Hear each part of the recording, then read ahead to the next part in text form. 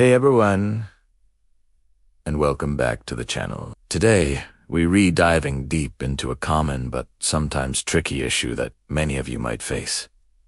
The CHT sensor fail code. That's right, we're talking about the cylinder head temperature sensor. If you've ever seen this pop up on your CAS or ECU display, you know it can be a little unnerving. But don't worry, we're going to break it all down for you, step by step, so you can diagnose and fix it like a pro. So, what exactly is the CHT sensor, and what does it do? Think of it as a thermometer for your engine's cylinder heads. Its job is crucial. It constantly monitors the temperature of the heads and sends that information back to your engine's computer, the ECU. This data is vital for a whole range of engine functions, from adjusting the fuel-to-air mixture to managing cooling systems and even preventing catastrophic overheating. When your engine is running within its optimal temperature range, it's more efficient, powerful, and reliable. The CHT sensor is the silent guardian making sure that happens. Now, let's talk about that dreaded CHT sensor fail message. When this code appears,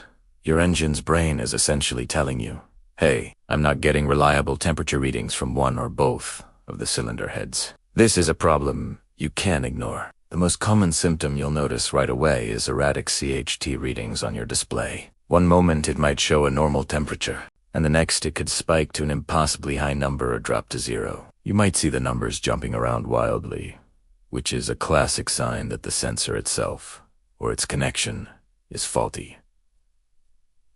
In some cases, you might not just see weird numbers. A failing CHT sensor can lead to real-world performance issues because the ECU isn't getting accurate temperature data. It might go into a limp mode or a fail-safe strategy to protect the engine. This can result in reduced engine power, rough idling, or difficulty starting. The engine computer is playing it safe, assuming the worst-case scenario that the engine is overheating even if it's not. So, if your engine suddenly feels sluggish and you have that CHT error, the two are very likely connected. So, how do we fix this? The good news is, it's usually a straightforward process.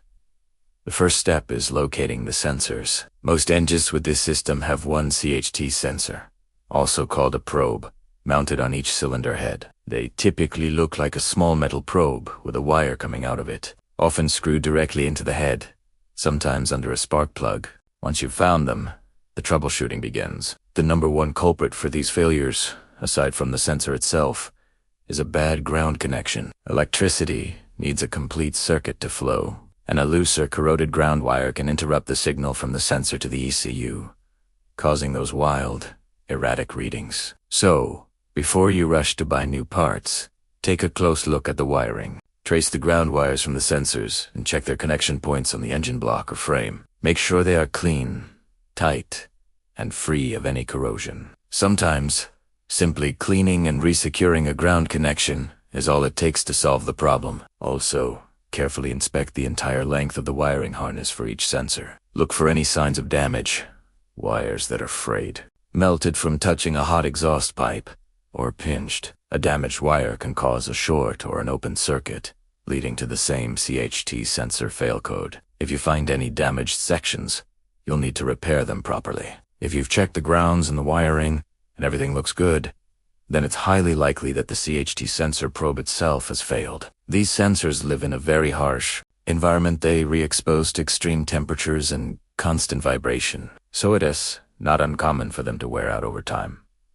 Replacing the sensor is usually pretty simple. You will need to unplug the electrical connector and then use the appropriate wrench to unscrew the old probe from the cylinder head. When you install the new one, be sure to tighten it to the manufacturer's specified torque. Over-tightening can damage the new sensor or the cylinder head, and under-tightening can lead to inaccurate readings or allow it to vibrate loose. It's a small detail, but it's important to get it right. After installing the new sensor and reconnecting the wiring, clear the fault code from your ECU and start the engine. Watch your CHT. CHT readings should now be stable and accurate, and that's really all there is to it. What seems like a complex electronic fault is often just a matter of checking connections or replacing a relatively inexpensive sensor. By following these steps, checking for erratic readings, inspecting grounds and wiring, and then replacing the sensor if needed, you can confidently tackle the CHT sensor fail code yourself. Thanks so much for watching today. I hope this guide was helpful and gives you the confidence to work on your own machine. If you found this video useful, please give it a thumbs up.